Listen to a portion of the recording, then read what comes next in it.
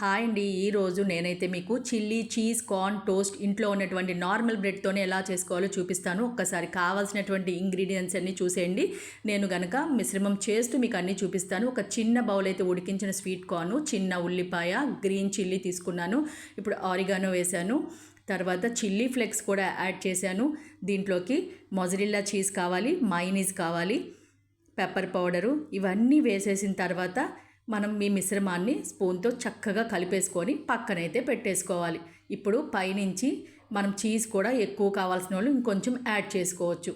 ఇప్పుడు మనం బ్రెడ్ తీసుకొని దానిపైన బటర్ని అప్లై చేసుకోవాలి. ఇప్పుడు ఇందాక కలిపినటువంటి మిశ్రమాన్ని వేసేసి దానిపైన చీజ్ని వేసుకోవాలన్నమాట. ఇప్పుడు ప్యాన్ పెట్టి ఒక్కొక్కటి బ్రెడ్ స్లైస్ని ఇలా పెట్టుకొని పైన లిడ్ పెట్టుకొని కనీసం ఒక 5 మినిట్స్ అన్న మనం టోస్ట్ చేసుకుంటే ఎంతో టేస్టీగా ఉండేటువంటి చిల్లీ చీజ్ కార్న్ టోస్ట్ అనేది రెడీ అయిపోతుంది.